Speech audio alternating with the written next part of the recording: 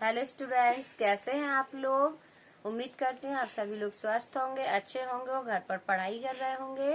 पिछले वीडियो में हमने पुरुषवाचक सर्वनाम पढ़ी थी और अब हम निश्चयवाचक सर्वनाम से स्टार्ट करेंगे। तो चलिए हम पढ़ते हैं। वाचक सर्वनाम। निश्चयवाचक सर्वनाम जिन सर्वनाम शब्दों का प्रयोग किसी निश्चित व्यक्ति, वस्तु, स्थान, घटना आदि का बोध कराने के लिए किया जाता है, निश्चयवाचक सर्वनाम कहलाते हैं। जैसे यह, वे, वह, वे आदि। उदाहरण, यह तेरा घर है, यह रमेश है, वह कौन है, वह मेरा घर है, वह मनोज है, वे कहाँ हैं।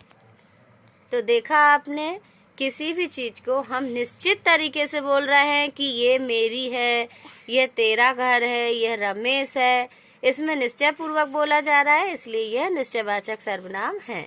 अब हम पढ़ेंगे अनिश्चयवाचक सर्वनाम। अनिश्चयवाचक सर्वनाम जब किसी व्यक्ति, वस्तु, घटना, स्थान आदि के विषय में निश्चय पूर्वक पता न हो, केवल आभास हो या अनिश्चितता की स्थिति हो, तो वहाँ कोई, कुछ जैसे शब्दों का प्रयोग किया जाता है। अतः वे सर्वनाम शब्द जिनसे किसी निश्चित वस्तु, स्थान या प्राणी का बोध नहीं होता, अनिश्चयवाचक सर्वनाम कहलाते हैं। उदाहरण, छत पर कोई है। अब यहाँ पर छत पर कोई है लेकिन हमें निश्चय पूर्वक पता नहीं है कि कौन है। नेक्स्ट है, तुम्हारा कुछ नहीं हो सकता, उसे कुछ हो गया है, पिताजी को कोई बुला रहा है। नेक्स्ट, प्रश्नवाचक सर्वनाम। जो सर्वनाम शब्द किसी व्यक्ति, वस्तु, स्थान, घटना आदि के विषय में प्रश्न का बोध कराते हैं, वे प्रश्नवाचक सर्वनाम कहलाते हैं। जैसे कौन, क्या, किसने, कब, कहाँ, कैसे आदि। उदाहरण, बाहर कौन है, रहीम तुम क्या कर रहे हो, आपने किसको बुलाया है, छुट्टी की सूचना तुम्हें कब मिली, अतिथि तुम कब जाओगे, कहाँ चल दिए, तुमने सड़क पार कैसे की, किधर जा रहे हो। इन सारे सेंटेंस में प्रश्न पूछा जा रहा है, इसलिए ये प्रश्नवाचक सर्वनाम है। संबंधवाचक सर्वनाम। जिन सर्वनाम शब्दों से किसी व्यक्ति, वस्तु या घटना का संबंध किसी अन्य व्यक्ति, वस्तु या घटना से बताया जाए, वे संबंधवाचक सर्वनाम कहलाते हैं। जैसे जो, सो, जिसे, उसे, जिसकी, उसकी, जैसी, वैसी, जिसने, उसने आदि। उदाहरण, जिसकी शक्ति उसकी भक्ति, जैसा करोगे वैसा भरोगे, जैसे ही वह कूदा वैसे ही पुल टूट गया, यह वही लड़का है जिसे देखने सत्य प्रकाश आया है, वह घड़ी लाओ जो जन्मदिन के उपहार में मिली है। तो देखा आपने, ये हमें संबंध बता रहे हैं। पहला सेंटेंस देखा, जिसकी शक्ति उसकी भक्ति, तो ये संबंध बता रहा है, जिसकी, उसकी, जैसा, वैसा। तो आप आया समझ में आपको। नेक्स्ट हम पढ़ेंगे निजवाचक सर्वनाम। निजवाचक सर्वनाम। निज शब्द का प्रयोग स्वयं के लिए किया जाता है। जिन सर्वनाम शब्दों का प्रयोग व्यक्ति स्वयं के लिए करता है, वे निजवाचक सर्वनाम कहलाते हैं। जैसे आप, अपने आप, स्वयं, खुद, स्वतः, आप ही आदि। दिनेश अपना काम अपने आप करता है। अब यहाँ पे दिनेश अपना काम अपने आप कर रहा है, इसलिए अपने आप निजवाचक है।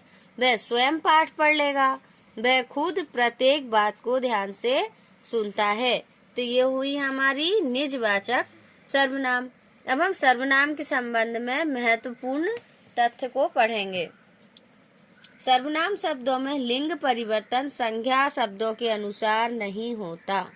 सर्वनाम के लिंग का पता क्रिया से लगता है। संबंध कारक के कारण भी सर्वनाम का लिंग होता है। जैसे लड़का पढ़ रहा था, स्कूल गया, लड़की पढ़ रही थी, स्कूल गई। अनिश्चयवाचक सर्वनाम कुछ परिमाण एवं संख्या दोनों का ही बोध कराता है। जैसे कुछ खाने को दे दीजिए, हमारे यहाँ कुछ नए पर्दे लगे हैं। तो अब यहाँ पे अनिश्चयवाचक सर्वनाम जो है वो परिमाण और संख्या दोनों का बोध करा रहा है। ठीक है, चलिए अब एक्सरसाइज करते हैं हम। का है, अपने स्वयं के लिए प्रयुक्त सर्वनाम शब्द होते हैं निश्चयवाचक, निजवाचक, पुरुषवाचक। तो हमने क्या पढ़ा था? अपने स्वयं के लिए प्रयुक्त होने वाले शब्द कौन सा है? आपने देखा कौन सा है? निजवाचक। सेकंड है तुम मुझसे क्या चाहते हो। इस वाक्य में तुम है उत्तम पुरुष, मध्यम पुरुष या अन्य पुरुष? आप बताइए कौन सा है? तुम हमने पढ़ा था पुरुषवाचक में मध्यम पुरुष। नेक्स्ट है गा, कोई है में कोई सर्वनाम शब्द है, निश्चयवाचक है, अनिश्चयवाचक है या निजवाचक है? जाहिर सी बात है इसमें कोई है, इसमें निश्चित ही नहीं है, इसलिए ये अनिश्चयवाचक है।